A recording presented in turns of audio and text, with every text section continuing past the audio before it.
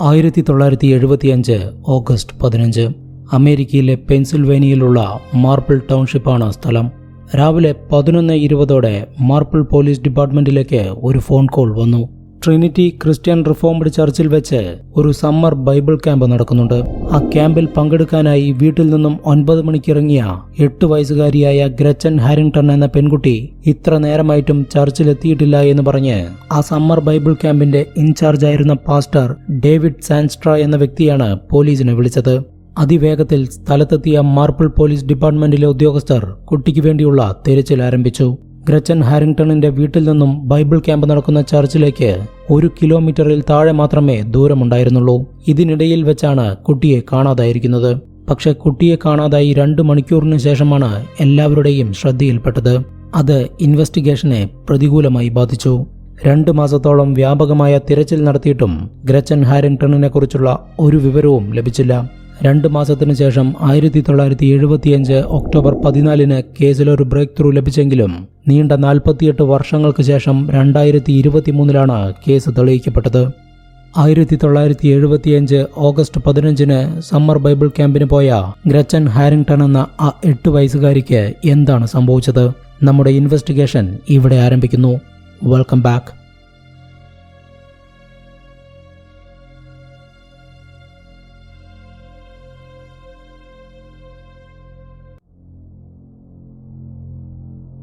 Investigation ആരംഭിക്കുന്നതിന് മുൻപ് ഈ വീഡിയോയ്ക്കൊരു ലൈക്ക് ചെയ്യാൻ മറക്കരുത്.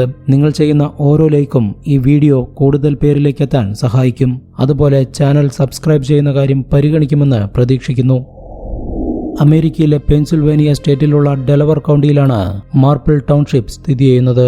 2015 കണക്കുകൾ പ്രകാരം 25,000 ഇവിടെയുള്ള ജനസംഖ്യ. പ്രകൃതി സുന്ദരമായ ധാരാളം സ്ഥലങ്ങളുള്ള മാർപ്പിൾ ടൗൺഷിപ്പ് സുരക്ഷിതമായ താമസത്തിന് പറ്റിയ സ്ഥലം കൂടിയായാണ് കരുതപ്പെടുന്നത്. 0.17 ക്രൈം റേറ്റ്. നാഷണൽ ആവറേജിനേക്കാൾ വളരെ കുറവ്. അങ്ങനെയൊരു സ്ഥലത്ത് വെച്ചാണ് ഗ്രച്ചൻ ഹാരിങ്ടണിന്റെ ഈ കിഡ്നാപ്പിംഗ് നടന്നത്.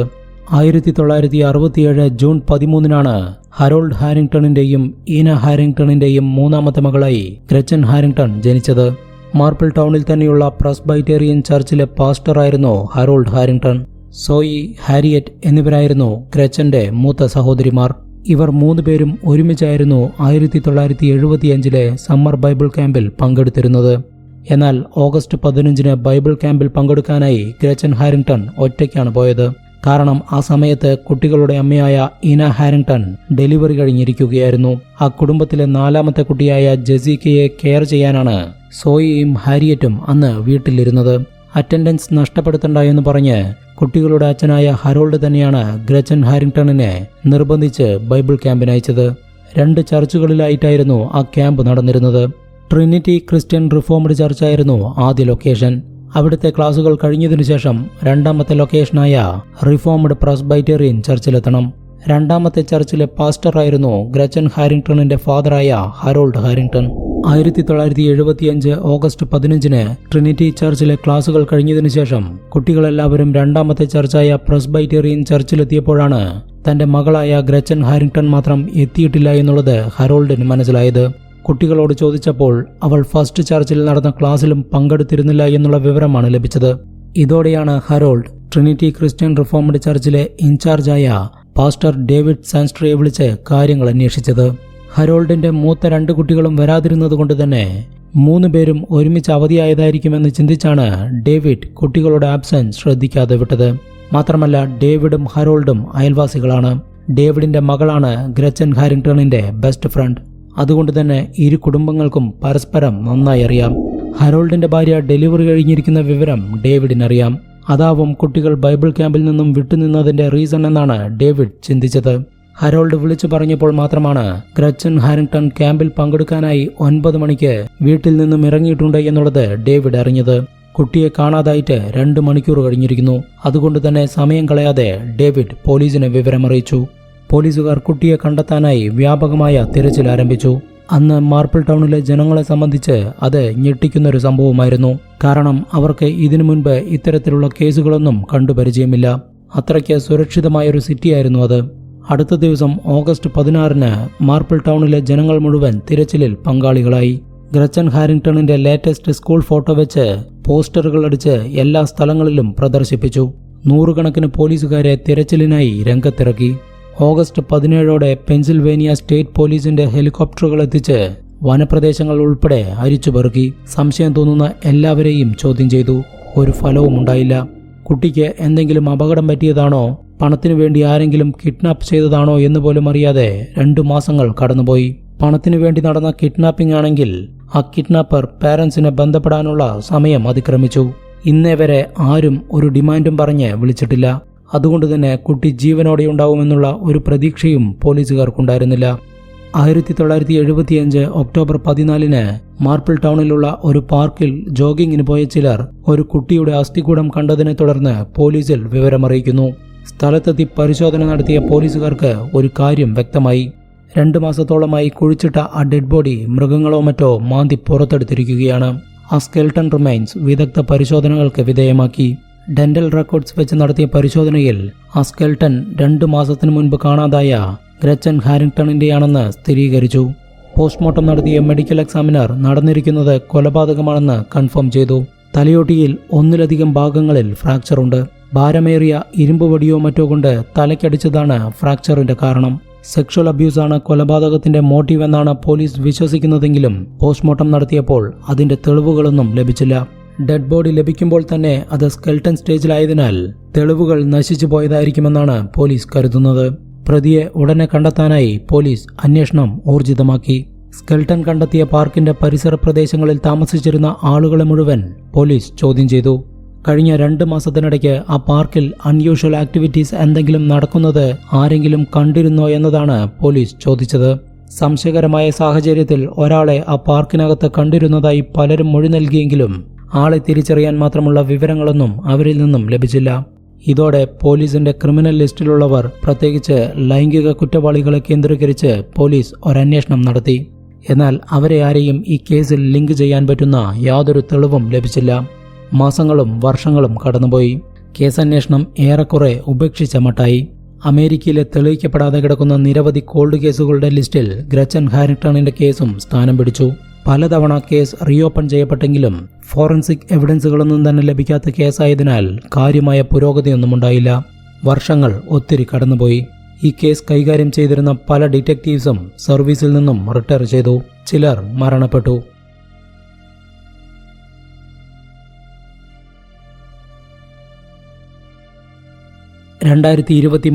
ജനുവരി 2 മാർബിൾ പോലീസ് ഡിപ്പാർട്ട്മെന്റിലേക്ക് ഒരു സ്ത്രീയുടെ ഫോൺ കോൾ വന്നു. 48 വർഷങ്ങൾക്ക് മുൻപ് നടന്ന ഗ്രച്ചൻ ഹാരിങ്ടൺ കേസിനെ കുറിച്ച് എനിക്ക് ചിലത് പറയാനുണ്ട് എന്നായിരുന്നു ആ സ്ത്രീ പറഞ്ഞത്. പേര് വെളിപ്പെടുത്താൻ ആഗ്രഹിക്കാത്ത ആ സ്ത്രീയെ പോലീസ് രേഖകളിൽ SF എന്നായിരുന്നു വിളിച്ചിരുന്നത്. നിക് കോഫീൻ എന്നൊരു ഡിറ്റക്റ്റീവായിരുന്നു നിലവിൽ ഗ്രച്ചൻ ഹാരിങ്ടൺ കേസ് അന്വേഷിച്ചിരുന്നത്. അദ്ദേഹം അതിവേഗത്തിൽ SF-മായി ഒരു മീറ്റിംഗ് അറേഞ്ച് ചെയ്തു. SF-ന്റെ വെളിപ്പെടുത്തൽ പ്രകാരം കൊലപാതകം നടത്തിയത് അവർ നേരിട്ട് കാണുകയോ ഇന്നയാളാണ് കൊന്നത് എന്ന് അവർക്ക് വിവരം ലഭിക്കുകയോ ചെയ്തിട്ടില്ല. എന്നാൽ ഗ്രച്ചൻ ഹാരിങ്ടണിനെ കൊന്നിരിക്കാൻ 100% സാധ്യതയുള്ളയാളെക്കുറിച്ചുള്ള വിവരങ്ങൾ എനിക്ക് നൽകാൻ കഴിയുമെന്നാണ് അവർ പറഞ്ഞത്. അങ്ങനെ SF വെളിപ്പെടുത്തിയ പേരായിരുന്നു ഡേവിഡ് സാൻസ്ട്ര. അതായത് 1975 സമ്മർ ബൈബിൾ ക്യാമ്പിന്റെ ഇൻചാർജായിരുന്ന ട്രിനിറ്റി ക്രിസ്ത്യൻ റിഫോമഡ് ചർച്ചിലെ പാസ്റ്റർ. ഗ്രച്ചൻ ഹാരിങ്ടണിന്റെ ഫാദർ ഹരോൾഡിന്റെ സുഹൃത്തും ഇവരുടെ അയൽവാസിയും കൂടിയായ ഡേവിഡ് സാൻസ്ട്രയാണ് കുട്ടി മിസ്സിംഗ് ആണ് എന്നുള്ള വിവരം പോലീസിൽ വിളിച്ചറിയിച്ചത്. ഏറെക്കുറെ 5 പതിറ്റാണ്ടിന് ശേഷം ഈ വെളിപ്പെടുത്തൽ നടത്തിയ SF എന്ന ലേഡി 1975 ഗ്രച്ചൻ ഹാരിങ്ടണിന്റെ കൂടെ സ്കൂളിൽ പഠിച്ചിരുന്ന പെൺകുട്ടിയായിരുന്നു. ഇവർ 2 പേരുടെയും സുഹൃത്തായിരുന്നു ഡേവിഡ് സാൻസ്ട്രയുടെ മകൾ.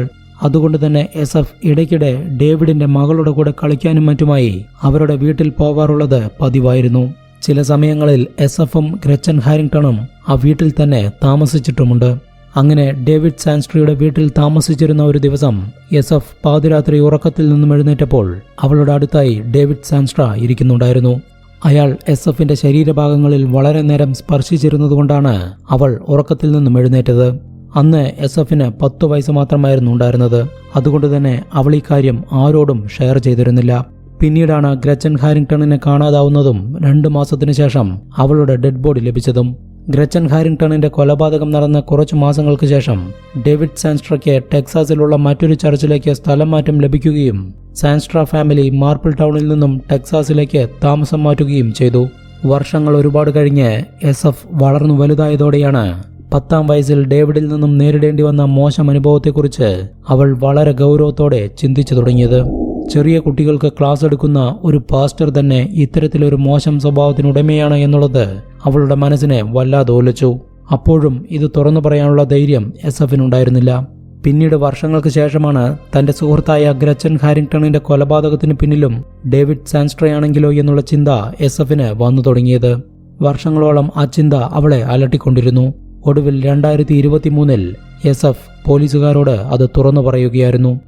നിലവിൽ കേസ് അന്വേഷിച്ചിരുന്ന ഡിറ്റക്റ്റീവ് നിക്കും സംഘവും ഡേവിഡ് സാൻസ്ട്രയെ കണ്ടെത്താനുള്ള ശ്രമം തുടങ്ങി. ഒടുവിൽ 83 വയസ്സുള്ള ഡേവിഡ് ജോർജിയയിലാണ് ഇപ്പോൾ താമസിച്ചു വരുന്നത് എന്ന് അവർ കണ്ടെത്തി. 2023 ജൂലൈ 17-ന് ഡേവിഡ് സാൻസ്ട്രയെ ചോദ്യം ചെയ്യാനായി പോലീസ് കസ്റ്റഡിയിലെടുത്തു. 1975-ൽ ഈ കൊലപാതകം നടന്ന സമയത്തും പോലീസിന്റെ സസ്പെക്ട് ലിസ്റ്റിൽ ഡേവിഡ് ഉണ്ടായിരുന്നതാണ്. അന്ന് ഡേവിഡിനെ പോലീസ് ചോദ്യം ചെയ്തിരുന്നെങ്കിലും ഫോറൻസിക് എവിഡൻസുകളൊന്നും തന്നെ ലഭിക്കാത്ത കേസായതിനാൽ ഒരാളെയും കേസുമായി ലിങ്ക് ചെയ്യാൻ പോലീസിന് കഴിഞ്ഞിരുന്നില്ല. തനിക്ക് ഈ കൊലപാതകത്തിൽ പങ്കൊന്നുമില്ല എന്നു തന്നെയാണ് ഡേവിഡിന് ഇപ്പോഴും പറയാനുണ്ടായിരുന്നത്. ഇതോടെ SF എന്ന പെൺകുട്ടിയോട് മോശമായി പെരുമാറിയതിനെക്കുറിച്ചും ആ പെൺകുട്ടി തങ്ങൾക്ക് മൊഴി നൽകിയതിനെക്കുറിച്ചുമെല്ലാം പോലീസ് ഡേവിഡിനെ അറിയിച്ചു. അതുപോലെ താൻ ജോലി ചെയ്ത എല്ലാ ചർച്ചുകൾ കേന്ദ്രീകരിച്ചും ഞങ്ങൾ അന്വേഷണം നടത്തിവരികയാണെന്നും അവിടെയെല്ലാമുള്ള പലർക്കും തന്നിൽ നിന്നും മോശം അനുഭവം നേരിട്ടിട്ടുണ്ട് എന്നുള്ള വിവരങ്ങൾ ഞങ്ങൾക്ക് ലഭിച്ചു കഴിഞ്ഞു എന്നുകൂടി പോലീസ് ഡേവിഡിനോട് പറഞ്ഞു. ഡേവിഡ് ഒന്നും തന്നെ തുറന്നു സമ്മതിക്കാൻ പോകുന്നില്ല എന്നും തെളിവുകളൊന്നുമില്ലാത്ത ഈ കേസ് സോൾവ് ചെയ്യാൻ കഴിയില്ല എന്നും പോലീസ് ഉറപ്പിച്ചിരുന്ന സമയത്താണ് തികച്ചും അപ്രതീക്ഷിതമായി ഡേവിഡ് സാൻസ്ട്ര കുറ്റസമ്മതം നടത്തിയത്. ഞാൻ തന്നെയാണ് ഗ്രച്ചൻ ഹാരിങ്ടണിനെ കൊന്നത്, അയാൾ വെളിപ്പെടുത്തി.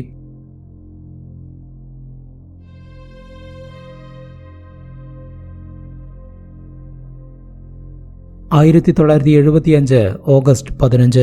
അന്ന് ട്രിനിറ്റി ചർച്ചിൽ നടക്കുന്ന സമ്മർ ബൈബിൾ ക്യാമ്പിന്റെ ഇൻചാർജ് ആയിരുന്ന ഡേവിഡ് സാൻസ്ട്ര അയാളുടെ കാറിൽ ചർച്ചിലേക്ക് പോകുന്ന സമയത്താണ് ഗ്രച്ചൻ ഹാരിങ്ടൺ ഒറ്റയ്ക്ക് നടന്നു പോകുന്നത് അയാൾ കണ്ടത്. ഞാൻ ചർച്ചിലേക്ക് തന്നെയാണ് കാറിൽ കയറിക്കോളൂ എന്ന് ഡേവിഡ് ഗ്രച്ചനോട് പറഞ്ഞു. തന്റെ ഉറ്റ സുഹൃത്തിന്റെ ഫാദർ, ചർച്ചിലെ പാസ്റ്റർ, അതിനെല്ലാം ഉപരി തങ്ങളുടെ അയൽവാസിയും അച്ഛന്റെ സുഹൃത്തും. ഒരു മടിയും കൂടാതെ ഗ്രച്ചൻ ഹാരിങ്ടൺ കാറിനകത്ത് കയറി. ആ കാർ നേരെ ഒരു പാർക്കിനടുത്തുള്ള കാട് പിടിച്ച പ്രദേശത്തേക്കാണ് പോയത്. കാറിൽ നിന്നും ഗ്രച്ചൻ ഹാരിങ്ടണിനോട് പുറത്തിറങ്ങാൻ പറഞ്ഞതിനു ശേഷം ഡേവിഡ് അവളോട് ഡ്രസ്സുകൾ അഴിക്കാൻ പറഞ്ഞു. 8 വയസ്സ് മാത്രം പ്രായമുള്ള ആ പെൺകുട്ടി ഡ്രസ്സ് അഴിക്കാൻ തയ്യാറായില്ല എന്ന് മാത്രമല്ല പേടിച്ച് നിലവിളിക്കാനും തുടങ്ങി. കാര്യങ്ങൾ വഷളായി എന്ന് മനസ്സിലായതോടെ ഡേവിഡ് കയ്യിൽ കിട്ടിയ ഒരു മരക്കഷ്ണം കൊണ്ട് ഗ്രച്ചൻ ഹാരിങ്ടണിനെ അടിച്ചു കൊല്ലുകയായിരുന്നു. അതിനുശേഷം ഡെഡ് ബോഡി അവിടെ തന്നെ കുഴിച്ചിട്ടു. പിന്നീട് ഒന്നും അറിയാത്തതുപോലെ ബൈബിൾ ക്യാമ്പിൽ പങ്കെടുക്കുകയും ഗ്രച്ചൻ ഹാരിങ്ടണിന് വേണ്ടിയുള്ള തിരച്ചിലിന് നേതൃത്വം കൊടുക്കുകയും ചെയ്തു. ഈ കാര്യങ്ങൾ വെളിപ്പെടുത്തിയ അന്ന് തന്നെ കൊലപാതക കുറ്റം ചുമത്തി ഡേവിഡ് സാൻസ്ട്രയെ പോലീസ് അറസ്റ്റ് ചെയ്തു. പക്ഷേ ഈ കേസിൽ ഇതുവരെ വിചാരണ ആരംഭിച്ചിട്ടില്ല. കാരണം ഡേവിഡ് സാൻസ്ട്ര വർക്ക് ചെയ്തിരുന്ന സ്ഥലങ്ങളിലെയെല്ലാം ചൈൽഡ് അബ്ഡക്ഷൻ കേസുകൾ പോലീസ് പരിശോധിച്ചു വരികയാണ്. 1991 കാലിഫോർണിയയിൽ വെച്ച് 4 വയസ്സുകാരിയായ അമാൻഡ നിക്കോൾ മിസ്സായ കേസിലെ പ്രതിയും ഡേവിഡ് സാൻസ്ട്രയാണെന്നാണ് പോലീസ് കരുതുന്നത്. അമാൻഡ നിക്കോളിന്റെ വീടിന്റെ തൊട്ടടുത്തായിരുന്നു കാലിഫോർണിയയിൽ ജോലി ചെയ്തിരുന്ന സമയത്ത് ഡേവിഡ് സാൻസ്ട്ര താമസിച്ചിരുന്നത്. ഇത്തരത്തിലുള്ള എല്ലാ കേസുകളിലും വ്യക്തത വരുത്തിയതിനു ശേഷമേ ഡേവിഡ് സാൻസ്ട്രയുടെ വിചാരണ ആരംഭിക്കുകയുള്ളൂ. ഇനിയിപ്പോൾ ഈ കേസിൽ എന്തു തന്നെ വിധി വന്നാലും വാർദ്ധക്യകാലത്ത് സർക്കാർ ചിലവിൽ താമസിക്കാൻ അയാൾക്കൊരവസരം ലഭിക്കും, അത്രയേ ഉള്ളൂ. പ്രതി ആരാണെന്ന് പോലും കണ്ടെത്താൻ കഴിയാതെ നിരവധി കേസുകൾ തേഞ്ഞുമാഞ്ഞു പോകുന്നതിനിടയ്ക്ക് ഈ കേസിലെ പ്രതിയെയെങ്കിലും കണ്ടെത്തിയല്ലോ എന്ന് ആശ്വസിക്കാം. എന്താണ് ഈ കേസിനെ കുറിച്ചുള്ള നിങ്ങളുടെ അഭിപ്രായം? കമന്റ് ചെയ്ത് പറയൂ. പുതിയൊരു ഇൻവെസ്റ്റിഗേഷൻ സ്റ്റോറിയുമായി അടുത്ത വീഡിയോയിലൂടെ കാണാം. ബൈ. ഈ ചാനൽ നിങ്ങൾക്ക് ഇഷ്ടപ്പെടുകയാണെങ്കിൽ ക്രൈം, ഇൻവെസ്റ്റിഗേഷൻ, ത്രില്ലറുകൾ കാണാൻ ആഗ്രഹിക്കുന്ന നിങ്ങളുടെ സുഹൃത്തുക്കൾക്ക് ഷെയർ ചെയ്തു കൊടുക്കാൻ മറക്കണ്ട.